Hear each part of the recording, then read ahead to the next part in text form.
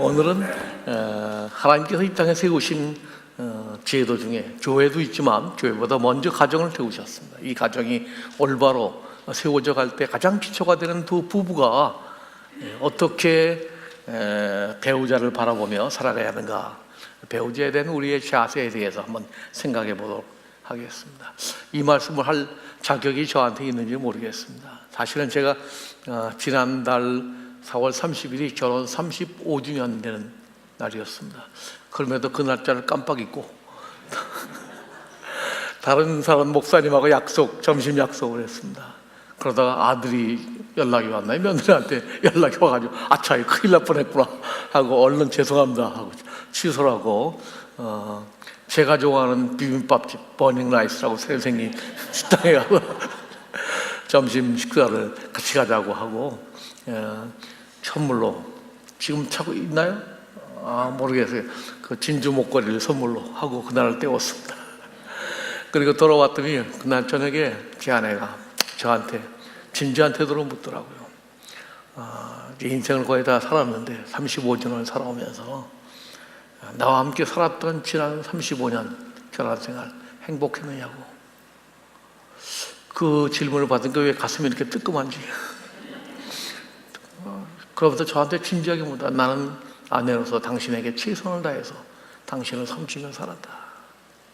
당신은 어땠는가? 정말 행복했느냐? 그러면서 묻길래 저도 그날 밤 생각했습니다. 정말 35년의 그런 생활이 어땠는가? 도대체 봤습니다. 나는 아내에게 진실했는가? 최선을 다했는가? 그리고 나는 내 아내를 어떻게 생각했는가? 회개하고 돌아보는 시간이 됐습니다. 그러면서 과연 부부란 무엇인가? 그리고 부부 생활이란 어떤 것인가? 생각을 하게 됐습니다. 그래서 나름대로 생각나는 것을 좀 프랙티컬하고 조크가 엉긴 내용으로 한번 적어봤습니다. 몇 가지 적었는데요. 여러분 한번 들어보시겠습니까? 다 적진 다 많지 않고 몇 가지만 말씀드리겠습니다. 첫째, 멀고 먼 인생 행로의 동반자이다. 여러분 동의하십니까? 인생을 함께 살아가는 동반자라고.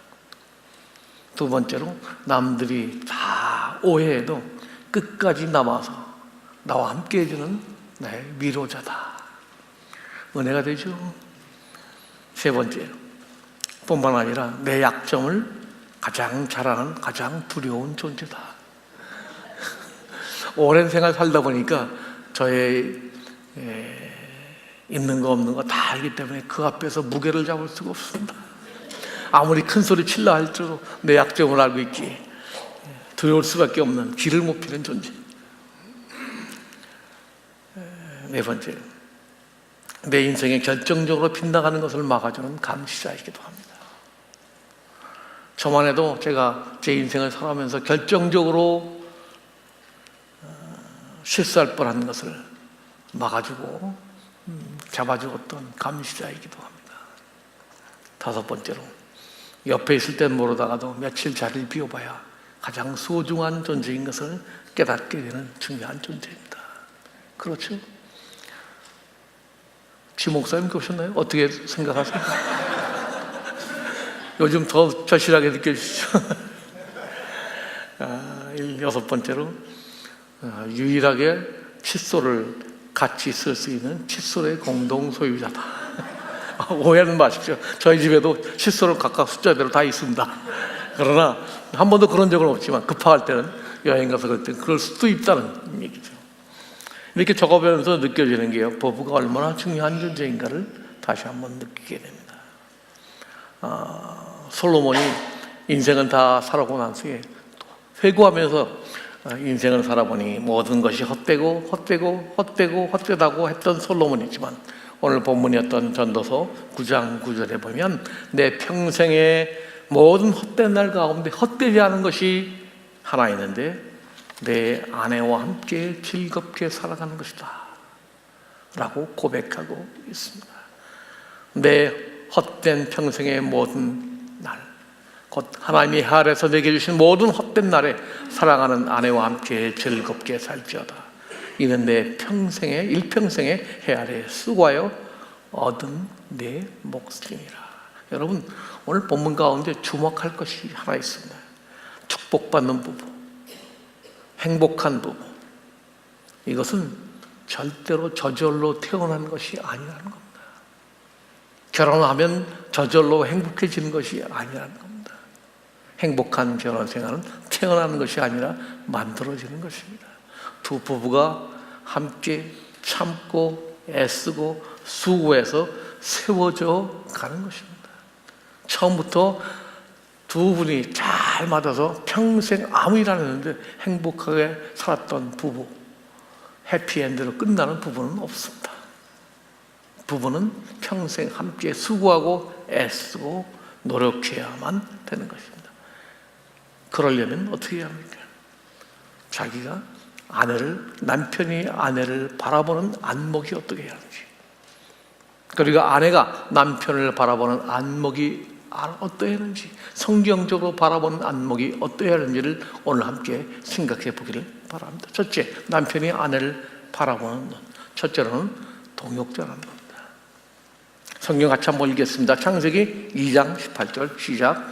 여호와 하나님이 이르시되 사람이 혼자 사는 것이 좋지 아니하니 내가 그를 위하여 돕는 배필을 주느니라. 여기 보니까 하나님께서 사람이 혼자 사는 것이 옳지 못하다. 혹시 여기 혼자 사시는 분 계세요? 좋지 않습니다. 성경은 하나님이 분명히 말씀, 혼자 독처하는 것이 옳지 않다. It is not good for the man to be alone.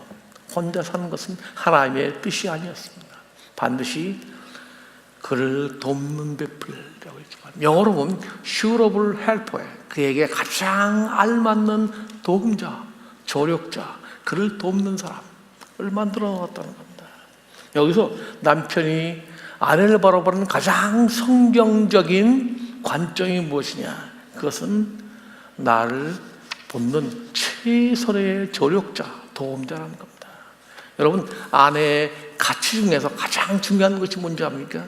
나를 돕는 가장 최선의 도움자라는 겁니다. 아내가 누구냐? 나라는 인간이 올바로 한 인간으로 설 수 있는 가장 중요한 가치는, 아내는 나에게 최선의 동역자라는 것이, 그렇게 바라보는 시각이 성경적인 시각입니다. 배우자, 곧 내 삶의 동역자입니다. 아내가 있어야 비로소 내가 한 인간으로서 구실을 할 수 있게 되고 내가 인간다운 삶을 살아갈 수 있게 되는 겁니다. 우리 보통 흔히 남편을 머리라고 하죠. 그럼 아내는 뭐예요? 목입니다. 이북사투리는 모가지라고 하죠. 그러나 머리가 아무리 뛰어나고 좋고 잘해도 이 목이 없으면 어떻게 돼요? 죽은 목숨이죠. 그러니까 이 목이 잘 머리를 받쳐줘야 합니다. 여러분, 가정에서 대개 문제가 일어나는 일은요, 이 목의 역할을 중요하게 인식하지 않는 데서 일어나고 있습니다. 우리 남자들이 보통 아내를 어떻게 바라봅니까? 한번 결혼했다 평생 나한테 밥이나 해주는 밥순이로 보든가, 아니면 전속 요리사로 생각하든가, 내 아이를 낳고 길러주는 베이비시터로만 생각한다든가, 아니면 평생토록 내 옆에서 전속으로 나를 봉사하고 섬기는 웨이트로서 생각한다든가, 아니면 계속해서 내 집과 애를 키워주는 하우스키퍼로만 생각한다면 그 아내의 존재 가치를 잘못 알고 있는 겁니다. 아내는 나의 부족한 점을 채워주는 슈러블 헬퍼입니다. 가장 하나님께서 나에게 맞도록, 나를 도와주도록, 나의 부족한 점을 채우도록 하나님께서 나에게 보내신 조력자라는 것을 믿어야 합니다.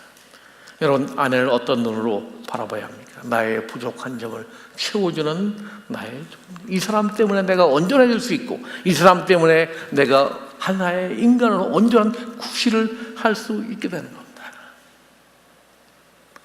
그렇지 않으면 우리는 잘못 가정을 이끌어갔습니다. 여러분, 혹시 부부가 함께 앉아 계신 분 계십니까? 옆에 아내를 보고 바라보시죠. 당신은 나의 가장 좋은 조력자입니다. 한번 해보세요.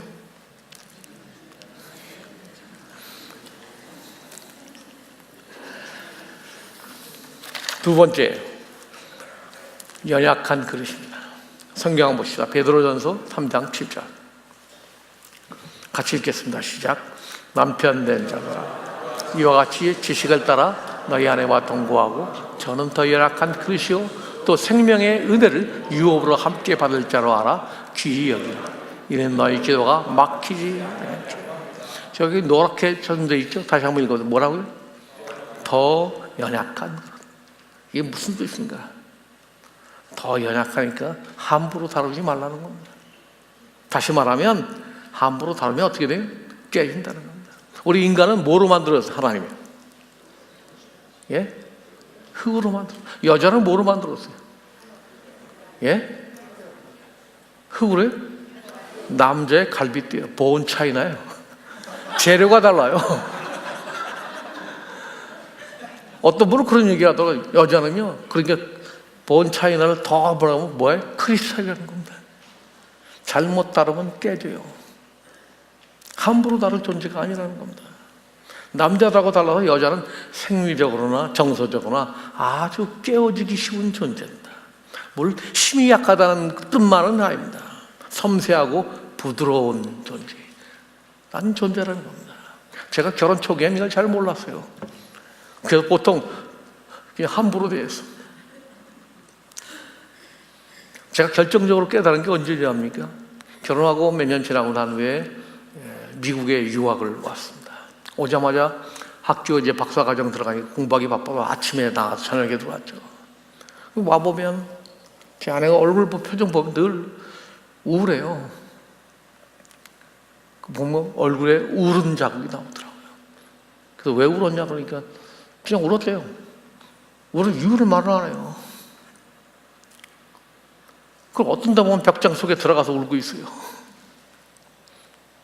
아마 제 생각에 짐작에 이영만이 부모를 떠나서 저를 남편 하나 믿고 결혼해 왔는데 대전에서 서울까지 온 것도 서운하고 억울한데 갑자기 미국까지 오니까 얼마나 부모님이 보고 싶겠어요. 그러니까 고향 생각에 부모님 생각에 울기도 했겠죠. 근데 남자들은 여자가 우는 거 딱 질색이잖아요. 울면 내가 뭘 잘못했나 돌아보게 되고 기분 나쁘기도 하고. 그래서 왜 우냐고 자꾸. 그럼 댓글로 안 해요. 벽장 속에 울고 있더라. 그래서 내가 정색을 하고 물었어. 도대체 왜 울어? 그랬더니 저에게 충격적인 말을 했어. 영어로 Because I am woman. 왜냐면 왜 우냐고? 내가 여자니까 운대요. 그 말을 그때 비로소 내 아내가 여자인 걸 알았어요. 나는 지금 미국 와서 박사과정에서 공부들하게 바빠서 공부하고 있는 아내는 섬세한 거예요. 이 미국 땅 들어오니까 고향 생각났고 애 둘을 끌고 와서 어떻게 애들을 키울 것인가, 또 부모님 생각나고, 그래서 울었던 걸 몰랐어요. 안타까운 것은 우리 남자들이 여자는 더 연약한 그릇이요 섬세하고 부드러운 존재라는 것을 잊어버릴 때가 많습니다.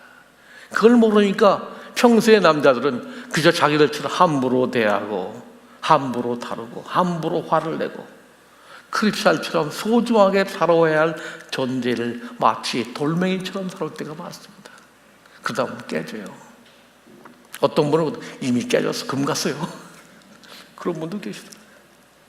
제가 한 번은 감동적인 장면을 본 적이 있습니다. 제가 멤피스에서 목회할 때 결혼식 조리한 적이 있었습니다. 토요일 날 결혼식인데 금요일 날 저녁에 리허설을 했습니다. 리허설에 참석하는 식구들을 모아놓고 함께 리허설을 하고 저녁 식사도 했습니다. 저녁 식사를 하고 끝나는 장면에 그 장인 되는 분이 사위될 청각을 불러놓고 따로 불러놓고 얘기하는 걸 제가 들었습니다. 여보게 자네에게 제가 결혼하기 전에 특별히 부탁할 게 있네. 그때야 무슨 말을 하든지 다 장인어른 말씀만 하십시오 듣겠습니다 하던 때 아닙니까? 무슨 말씀입니까? 내가 다른 거 부탁이 있는데 다른 게 아니고 다른 수고는 없는데 딱 한 가지 부탁입니다. 예, 말씀만 하시라니까 뭡니까? 내일 결혼한 날부터 평생 동안 내 딸에게 친절하게 대해주게. 다른 건 내가 부탁하지 않아요. 내 딸에게 부디 친절하게 대해주게. 그 말을 듣고 제가 큰 감동을 받았습니다. 정말 소중한 자기 딸을 보내는 그 아버지의 심정이 그 마음속에 그대로 담겨 있더라고요. 나는 다른 좋은 집, 좋은 차, 바라지 않네. 평생 내가 소중하게 키웠던 이 귀한 아이를 친절하게 대해주게. 우리 남편들이 그 소중한 딸들을 받아가지고 친절하게 대해줘야 할 텐데, 어떤 때는 밥상이 날아가고 숟가락이 날아가고 얼굴이 화로 이끌어지고 자기 부인을 자기 아내에게 본 그런 모습들을 보면서, 그걸 바라보면서 우는 여자들을 우리는 이해할 수 있어야 합니다. 저들은 더 열악한 그릇이고 더 소중하게 대접받아야 할 존재들임을 우리 남편들이 알아야 그 가정이 행복하게 살 수 있습니다. 오늘 남편들에게 부탁드립니다. 아내들을 소중하게 대하십시오. 친절하게 대하십시오. 그래야 여러분의 기도가 막히지 않습니다. 세 번째, 아내는, 내가 지금 살고 있는 아내는 내 평생 함께 살아갈 유일한 여인이라는 것을 아셔야 합니다. 성경은 아내를 바라보는 눈이 나의 유일한 여인이 되어야 한다고 말씀하고 있습니다. 잠언 5장 18절에 보면 이런 말씀이 있습니다. 내 셈으로 복되게 하라. 내가 젊어서 취한 아내를 즐거워하라. 젊어서 취한 아내, 하나님께서 일찍이 내게 허락하신 그 아내를 복되게 하며 그를 즐겁게 하며 그의 품으로 만족하라고 하나님은 말씀하고 있습니다.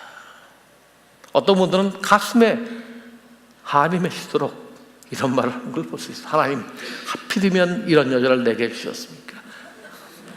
다른 건 뭐라도 결혼에 하나님이 실수한 거 아닌가요? 혹시 지금이라도 물러오면 안 될까요? 행여라도 이런 생각 하지 마십시오. 한번 결혼한 후에는 아무리 멋있고 좋고 멋지고 본 여자가 있더라도 아닙니다. 이미 끝났습니다. 이미 버스는 지나갔습니다. 작년 11월에 결혼한 저희 둘째 아들 다니엘이 있습니다. 결혼하기 전에 심각한 표정으로 저에게 찾아왔습니다. 아빠, 저희가 아빠에게 질문이 있습니다. 이게 뭐냐? 아빠는 엄마하고 살면서 평생 행복했습니다. 우리 행복했다. 그런데 엄마하고 살아오다가 엄마보다 더 예쁜 여자를 못 봤습니까? 대답을 잘해야겠더라고요. 아니라고 그러면 거짓말인 것 같고, 있다 그러면 큰일 날 것 같고. 그래서 솔직히 있다. 혹시 엄마보다 더 예쁠 뿐만 아니라 더 멋있고 저 여자하고 결혼하고 싶다는 생각이 들었던 여자를 만난 적이 있습니까? 있다. 그럴 때 어떻게 했습니까? 저에게 묻더라고요. 아마 결혼하거나 혹시 더 지금 결혼하고 혹시 더 좋은 여자가 나타나면 어떡할까 결혼하기 걱정이 되는가 봐요. 그때는 알아야 할 소중한 생각이 있다. 그 여자는 그림 속의 떡이다. 예, 알겠습니다.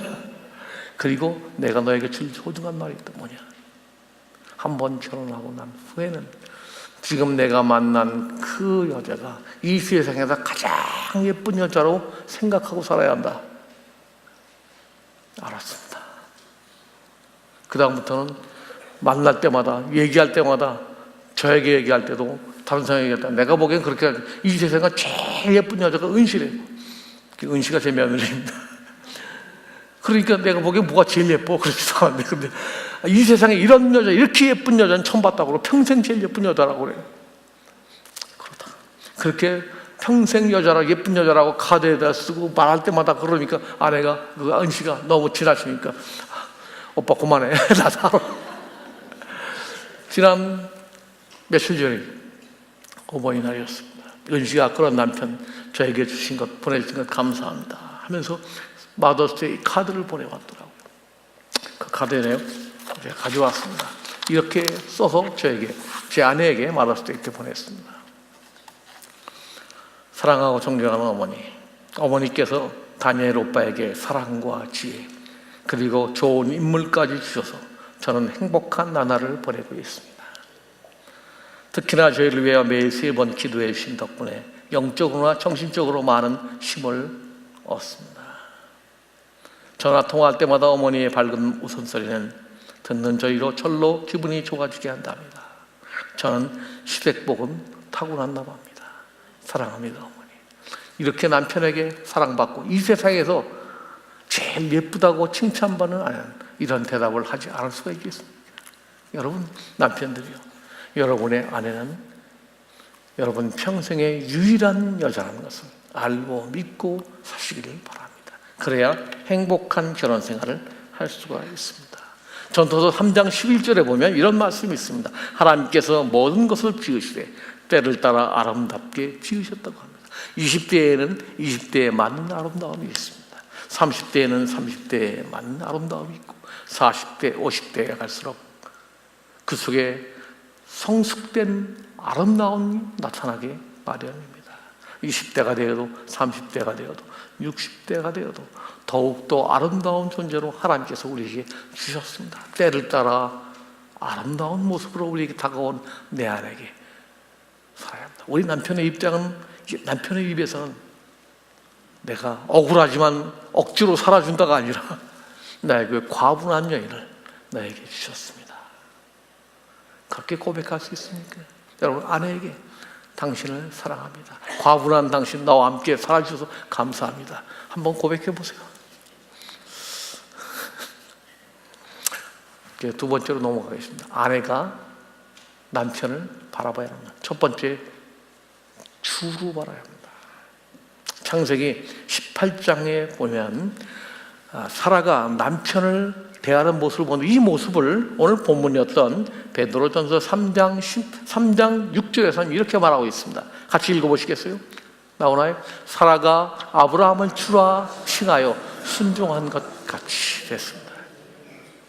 여기 사라가 자기 남편은 아브라함을 주라고 부르고 있습니다. 주인이라는 뜻입니다. 이 말의 뜻이 뭔가요? 물론 하늘에서는 하나님이 살아계시고 나의 삶을 지배하시만 이 땅을 살아있는 동안은 내 남편은 마치 하나님께서 나에게 주인이 되신 것처럼 내 남편,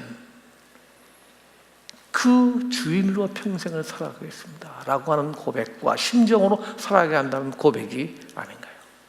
남편을 마이 로드라고 부를 때 남편은 이 땅에서 맛볼 수 없는 최대의 기쁨을 누리게 되고 그 아내를 존중하게 됩니다. 제가 일부 예배 때 얘기를 했더니 끝나고 나는 교인들이 어떤 남편이 그러다 이 설교를 제 아내가 꼭 들었어야 되는데 오늘 여기 못한 것이 억울합니다. 목사님 다음 주에 한 번 더 제 아내 꼭 데리고 올 테니까 한 번 더 해주시면 안 되겠어요?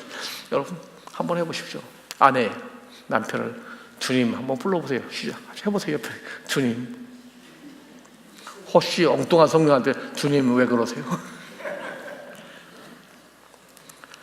어떤 분은 그러네요. 목사님, 제 남편은 주님 주자가 아니라 술 주자 주님이에요. 그렇더라도 그분을 주님으로 대할 때 참 주님처럼 행동하시고 주님으로 여기실 때 주님처럼 가정의 주인이 되어주십니다. 몇 달 전에 제가 한국에서 만났던 한 부부를 만났습니다. 그 부부는 한국에서 큰 제약회사 회장을 지내셨던 분이시고 제가 한국에서 섬겼던 여의도 침례교회 안수 집사님이셨습니다. 처음 그분을 만났을 때 남편은 믿지 않던 분이었습니다. 부인은 열심히 교회를 나와 섬기고 인격이 아주 훌륭한 분이셨습니다. 남편은 부인이 교회를 나가는 것이 못마땅해서 맨날 부인 교회 나가는 걸 핍박하고 술 마시고 아버지와 함께 술 마시고 돌아오고 저한테 몇 번 얘기했던 걸 제가 지금도 기억이 납니다. 근데 어떻게 그 남편이 변하게 된 줄 아십니까? 그날도 남편이 술을 잔뜩 마시고 취해서 비몽사몽간에 집에 들어왔대요. 술 마신 분은 알죠. 하도 많이 마시니까 그날 아침에 이렇게 목이 갈증이 나요. 자기 자리께 늘 물병이 느껴서 물을 마시려고 손을 딱 내밀어서 마시려고 그러는데 손에 갑자기 뜨거운 물이 떨어지더래요. 뭔가 눈을 떠보니까 자기 아내가 새벽 기도 가기 전에 자기를 손을 붙잡고 눈물로 기도하는 거예요. 하나님, 제 남편이 지금은 이렇게 고주망태가 됐지만 언젠가는 변하여 하나님의 자녀가 되고 하나님의 귀한 종이 될 줄 압니다 라고 눈물을 흘리며 기도하는 그 기도의 소리를 듣는 순간 자기 가슴 속에 뭔가 뜨거운 것이 올라오기 시작했어요. 그 다음부터 아내에게 그래, 당신의 소원대로 내가 교회 나가겠습니다. 그 다음부터 가정을 열어서 목사님을 초청해서 그 집에서 성경 공부를 하고 그분이 교회 나와서 헌신하고 시작하다 안수 집사가 되고 지금은 은퇴했습니다. 저와 함께 만나 그 얘기를 했던 기억이 납니다. 여러분, 믿지 않는 남편이라도 주님으로 알고 섬길 때 남편의 변화되어 진정한 가정의 주인이 될 줄로 압니다. 그리고 두 번째로 남편은 가정의 머리입니다. 성경은 말하기를 아내는 목이요 남편은 주인이라고 머리라고 말합니다. 에베소 5장 23절에 한번 보십시오. 이는 남편이 아내의 머리됨이 그리스도께서 교회의 머리됨 같으니라고 말합니다. 여러분, 모든 남자의 속성이 하나 있습니다. 뭔지 아십니까? 사랑이 부족합니다. 사랑의 표현이 부족합니다. 그리고 사랑을 나타내는 것이 인색한 것이 남자의 속성입니다. 남자들의 결정적 부분, 결정적 부족한 것, 사랑할 줄 모른다는 겁니다. 어느 부인이 말합니다. 한 번은 남편과 함께 저녁을 잘 먹고 분위기가 좋아서 데이트하자고 밖에 나갔습니다. 그러다 보니까 달이 보름달이 떠 있더래요. 좋길래 여보 오늘 밤 달이 참 밝은 것이 우리 신혼여행 때가 참 좋아 보이네요. 그랬더니 남편이 뭐라 했을까요? 당신 집에서 나올 때 가스불을 끄고 나왔어? 이렇게 분위기를 읽을 줄 모르고 사랑할 줄 모르는 것이 남자들의 일반적인 특징입니다. 남자들은 도무지 사랑을 표현할 줄은 모릅니다. 인색하죠. 말이 굳죠. 밖으로만 뒀죠. 한 번 결혼했다 하면 여자들은 집안에만 있어주기를 원하죠. 흔히들 남자들이 하는 말이 있습니다. 잡아놓은 물고기 뭐하러 물 주냐? 무슨 말인지 이해가 안 되시는가 보네요. 그런데 성경은 하나님께서는 남자들 보고 여자를 잘 안 되니까 사랑하라고 말씀하시고 여자들 보는 너희 아내들이요 머리든 남편들에게 순종하라고 말씀합니다. 왜? 여자들의 최대 약점이 뭐예요? 순종이 잘 안 되는 겁니다. 여자들은 사랑하는 것에는 전문가지만 반대로 순종하는 것은 너무나 문제가 있다는 것을 알기 때문에 아내들에게 남편을 그리스도처럼 머리로 알아서 순종하라고 말하고 있습니다. 그래서 잠언 21장에 보니까 이런 말씀이 있어요. 다투는 여인과 함께 집에서 사는 것보다 움막에서 혼자 사는 것이 나으리라. 시끄러운 여자보다 차라리 혼자 움막에 사는 게 낫다. 순종하고 받들어주는 여인을 만나서 살아가는 남자들은 행복합니다. 내 말이 개떡같이 알아도 찰떡처럼 알아서는 부인과 함께 산다는 건 일생의 축복이 아닐 수 없습니다. 제가 아내된 여자분이 편지 썼던 걸 한번 본 지 오래된 얘기예요. 그래서 잘 기억이 안 납니다만 기억나는 부분만 얘기하면 이렇습니다. 제가 언제나 항상 남편보다 내가 잘난 줄 알았습니다. 내가 더 우월한 줄 알고 똑똑한 착각 속에 살았습니다. 그러나 어느 날 내 가정의 아이가 가정의 문제를 일으켰을 때 그 문제를 해결하는 것을 보고 제 남편이 저보다 몇 겁절 월등한 분인 걸 그때 비로소 발견했습니다. 그때까지 감사가 없었고 불평천지였던 내가 한 삶의 사건을 지난 후에 저는 깊이 남편에게 순종하게 되었습니다 하는 편지를 받은 적이 있습니다. 여러분, 아내가 남편을 인정해주고 순종할 때 남편보다 더 앞선다고 하는 그 우월감 교만으로부터 깨트려질 때 그 가정에 진정한 행복이 찾아오게 됩니다. 제가 한 예를 들고 말씀하겠습니다. 다음에 사진에 나오는 사람이 혹시 누구인지 아시겠습니까? 그는 누구일까요? 그는 황해도 은율 산골에서 보통학교만 졸업하고 평양에 왔습니다. 홀 어머니 밑에서 가난하게 자란 그는 대중목욕탕에서 청소부터 시작해서 모자가게 정원에 이르기까지 닥치는 대로 일을 했습니다. 그러다 우연히 기성의학 강습소에서 급사 자리를 얻어서 등사 일을 하다가 학생들이 볼 강의 교재를 등사하던 어느 날 그 교재를 눈여겨보기 시작했고 그 내용을 나도 한번 공부해보고 싶어서 공부하기 시작했습니다. 그 당시에는 의대에 다니지 않아도 시험만으로도 의사 자격증을 딸 수 있던 시대였기 때문이었습니다. 밥 먹는 시간도 아끼고 여수로 허기를 달래며 주경야독으로 의사 공부에 매달린 지 꼬박 2년이 지난 후에 그는 20세에 의사 검정고시에 합격을 했습니다. 주변에서는 국내 최연소 의사라고 축하해 주었습니다. 그의 이름은 정재원이라는 사람입니다. 시험에 합격했던 1937년 서울 성모병원의 의사가 됐습니다. 병원 생활을 평탄했지만 수십 년 지난 후에 그의 인생을 통째로 변화시킨 한 사건이 있었습니다. 생후 100일도 되지 않았던 사내아이가 의식을 잃은 채 실려왔는데 온몸이 축 늘어진 채 붉은 녹색 변만 줄줄 나오는데 병의 원인을 알 수가 없었습니다. 아무런 치료도 못 받고 허망하게 세상을 떠난 아기를 보면서 그는 의사가 된 자기가 죄책감을 안고 살았습니다. 그가 43세가 되던 해 1960년 그 병의 원인을 알기 위해서 영국 런던 대학원에 유학을 떠났습니다. 는 만학이라 부담이 됐지만 아내와 6남매를 남겨두고 발걸음이 무거웠지만 6개월 코스로 가는데 원인을 알 수 없어 6개월 더 연기했고 6개월 연기하다 3년 6개월을 영국에서 공부했지만 그 원인을 알 수 없어 다시 미국에 건너갔다고 합니다.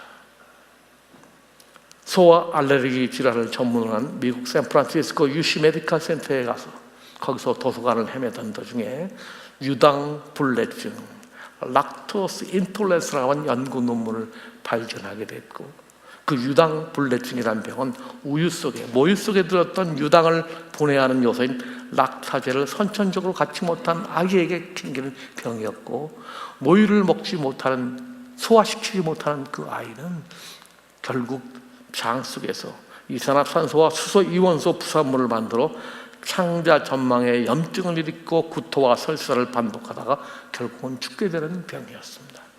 그는 손도 써보지 못한 채 죽어가는 장기 설사병 아이들이 죽음의 원인인 것을 발견하게 된 것입니다. 결국 그는 우유 대용식을 만드는 게 급선무라는 생각을 깨닫고 유학을 마치고 한국으로 돌아왔습니다. 그런 생각해보니까 어린 시절에 어머니가 끓여줬던 콩국이 떠올랐고 그 길로 한국에 돌아와 명동에서 정소학과를 운영하며 아내와 함께 우유 대홍식 개발에 힘썼고 몇 년 했습니다. 3년 영국 후에 두유를 개발했고 이것을 설사병에 걸린 아이들 신생아에게 줘서 그들의 아이를 살려냈습니다. 자기 인생에서 최고로 기뻤던 순간이라고 그는 고백하고 있습니다. 설사병을 앓는 아이의 부모들 사이에는 정소학과가 용하다는 입소문이 났고 전국 각지에서 그를 찾아왔습니다. 그런데 문제가 생겼습니다. 콩국을 많이 대량으로 만들 수가 없었습니다. 결국 정재원은 1973년 정수품이라는 회사를 만들어 우유 대량 생산에 나섰습니다. 두유가 식물성 우유라는 이름에 착안해서 식물 베지터블과 우유, 밀크라는 영문을 합쳐 베지밀이라는 이름의 상품을 만들어내게 됐고 당시 56세였던 그는 사명감을 가지고 이 베지밀이 지금도 두유업계 1등, 1위를 달리고 있습니다. 2017년 100세를 살아온 그가 인생을 마감하면서 그가 살아왔던 일생 가운데 가장 어려웠던 순간이 언제냐고 물었던 기자들의 질문에 6.25 한국동단 피난 시절이었고 두 번째는 자기 아내를 세상을 떠났던 그 순간이라고 고백하고 있습니다. 2004년에 일생을 함께 살아왔던 아내 고 김급엽 여사가 81세 나이로 세상을 떠나는데 그도 그만 삶을 놓고 자기도 함께 떠나고 싶은 만큼 슬펐노라고 고백하고 있습니다. 제가 이 간증을 들은 이유는 그의 아내에 대한 얘기를 하고 싶었습니다. 정재원 씨는 아내 김금엽 여사 각별한 사이였는데 그의 첫사랑이었다고 합니다. 그런 서울 성모병원에서 의사생활을 하던 시절에 아내를 만났습니다. 아내는 3세의 아버지를 잃고 어머니가 재혼하는 바람에 고아원에서 자랐고 나중에는 수녀원에서 지내다가 성인이 된 비카톨릭 계도의 병원이었던 성모병원 간호사로 일하고 있던 시절에 그녀를 만났다고 합니다. 그녀를 만나고 그녀와 결혼했던 이유는 그의 표현을 빌면 벚꽃처럼 예뻤던 아내, 평생 잊을 수 없는 아내다. 일을 너무 열심히 하다 보니까 제 눈에 들어왔습니다. 웃을 때 오목하니 들어가는 보조개가 벚꽃처럼 참 예뻤습니다. 하루는 뽀로지가 나서 싫어해주다가 나도 모르게 그 뽀로지에 키스를 했습니다. 그래 나중에 바짝 둘러부터 저하고 친해지고 결국 결혼까지 하게 됩니다.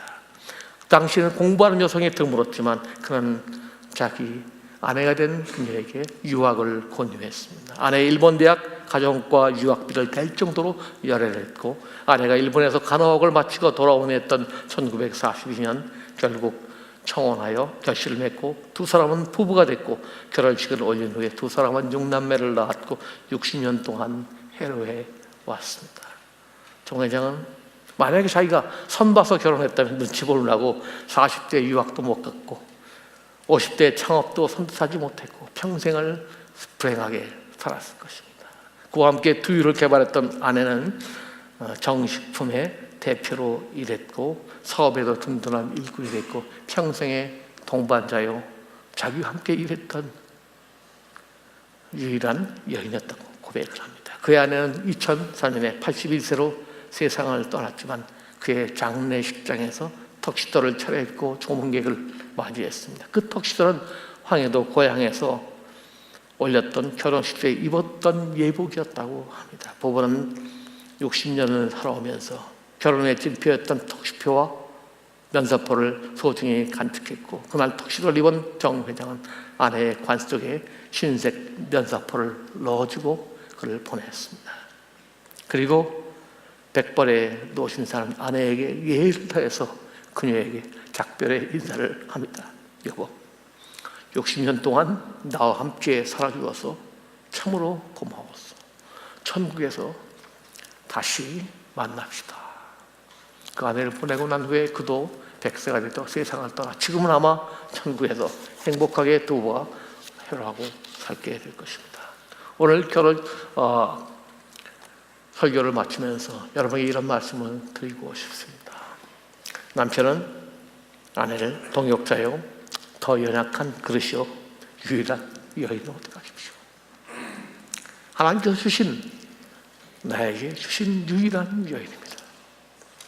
아내들이 남편을 주님으로 섬기십시오. 가정의 머리로 아껴 섬기십시오.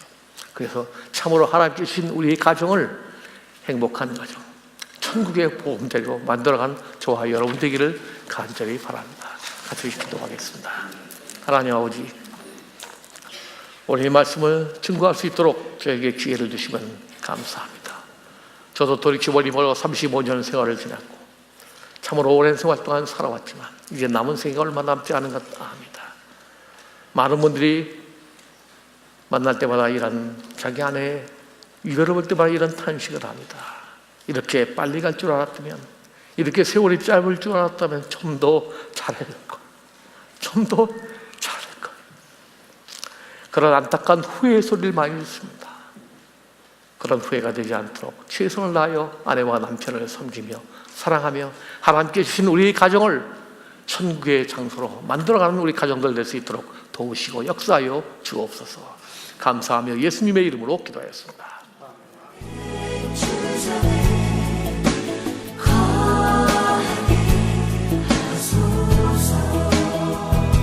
주의